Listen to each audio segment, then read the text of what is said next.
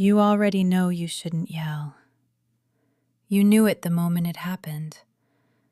And the guilt that followed, that tight, quiet shame, tells me you care more about getting this right than most parents ever will. So this is not a video about what you did wrong. This is a video about what nobody ever told you. Because the reason yelling at a 3-year-old does what it does has nothing to do with intention and everything to do with neuroscience. And once you see it, you will understand both your child and yourself in a way that actually changes what happens next time.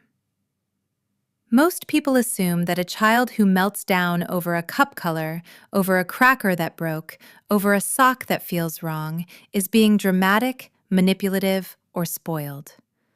Most people assume that a firm response, a sharp word, a raised voice, a show of authority, will teach them that behavior has consequences.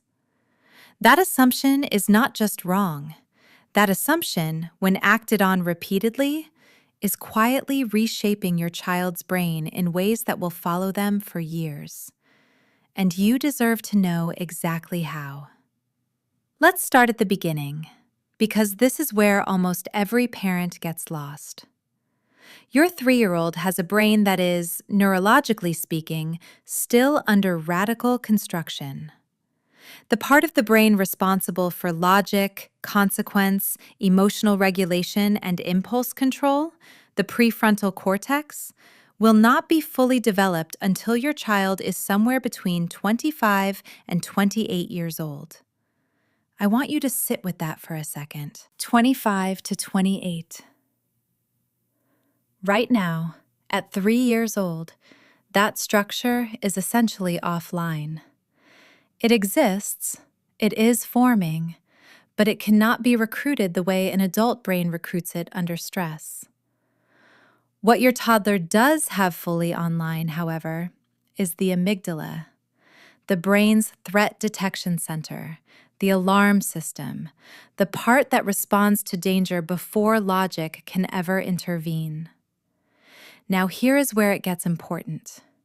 The amygdala does not distinguish between a lion in the grass and a caregiver whose face has gone tight and whose voice has gone loud.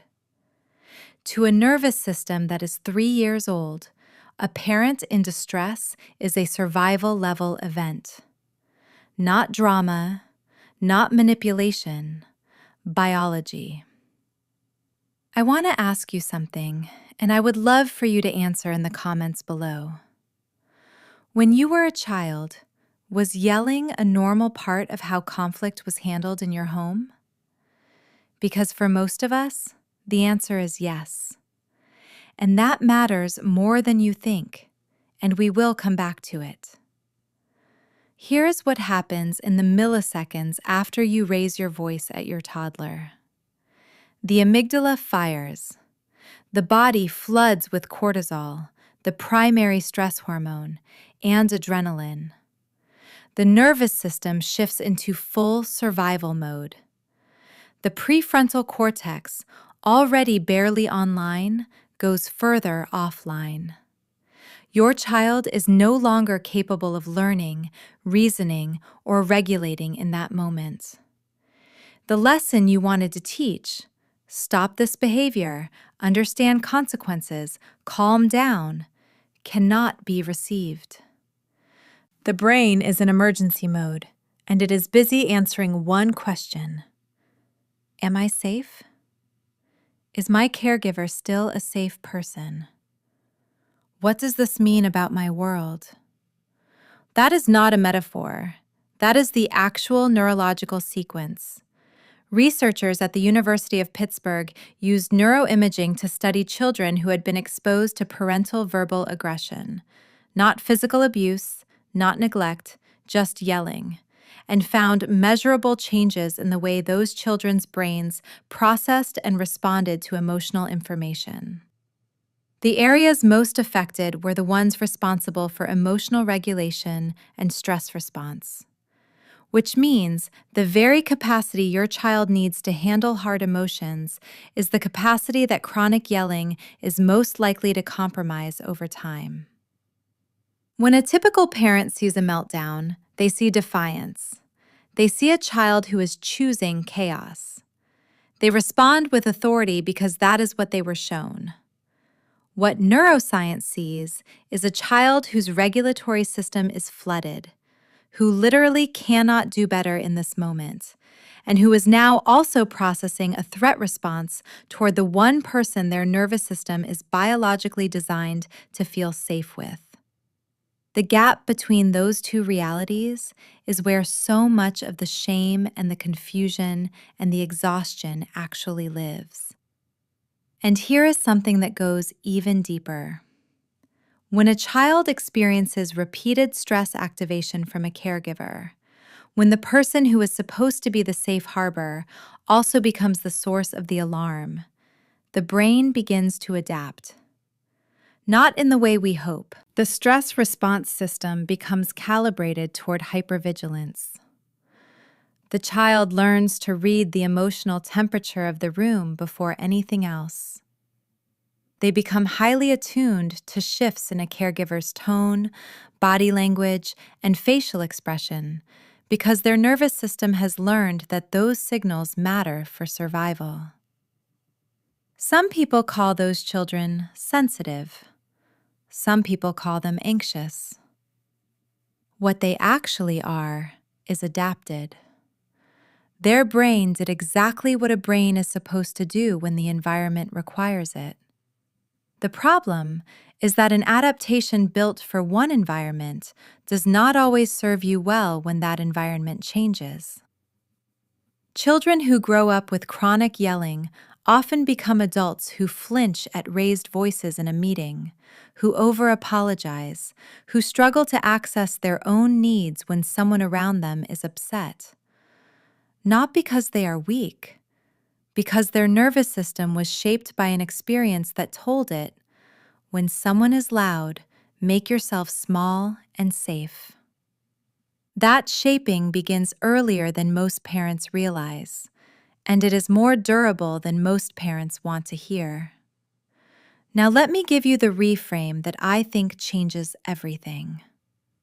The fact that your toddler falls apart over a cup color, over a cracker that broke, over a tag in a shirt, that is not a sign that something is wrong with your child. It is a sign that your child's nervous system is doing exactly what it is supposed to do at this developmental stage. The intensity of toddler emotion is not pathological. It is proportional to a brain that feels everything at full volume with no internal volume knob yet installed. Your 3-year-old is not broken. Your 3-year-old is building. And every single time that flooded, overwhelmed nervous system is met with co-regulation instead of escalation, with a calm presence instead of a loud one, you are literally laying down the neural architecture for emotional resilience.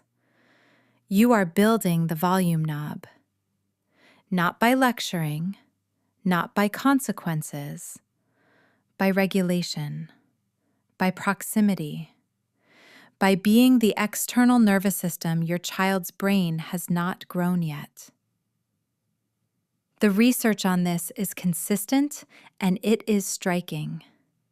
Children whose caregivers respond to emotional flooding with calm attunement show measurably better stress recovery, stronger prefrontal development, and greater capacity for self-regulation as they grow.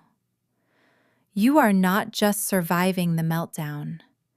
You are building the brain. And that changes what it means to stay regulated in the middle of the chaos. It is no longer just about keeping the peace. It is about doing something biological and lasting inside your child's development. Now, if everything I just explained resonated with you, I need to tell you something important. Because understanding your toddler's brain is only half the equation. The other half is what happens inside your nervous system when the meltdown starts. Most parents I talk to say the same thing. I know what to do. I just cannot do it when it is actually happening. That is not a willpower problem.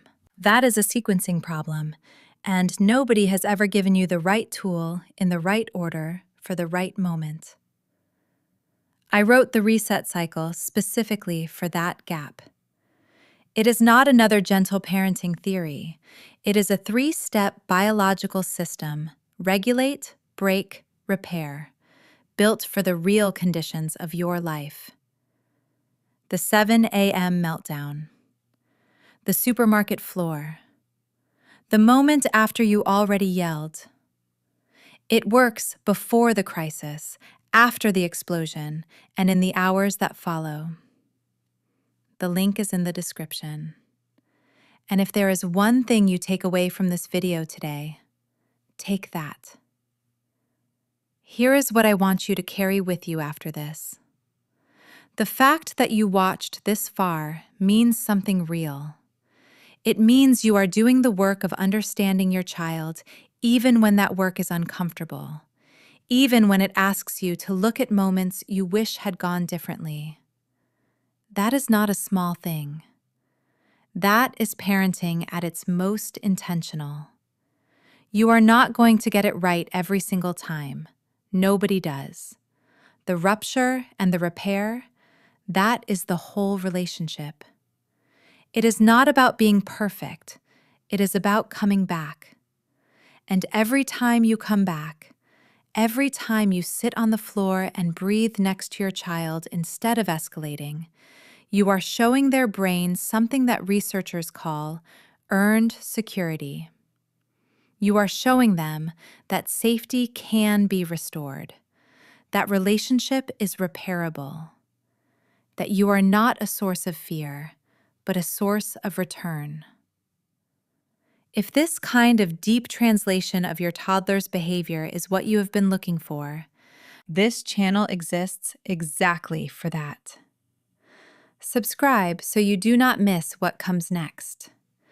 Because the more fluent you become in the language of your toddler's brain, the less alone you will feel inside the hardest moments. You are not failing. You are learning. And your child's nervous system is already noticing the difference.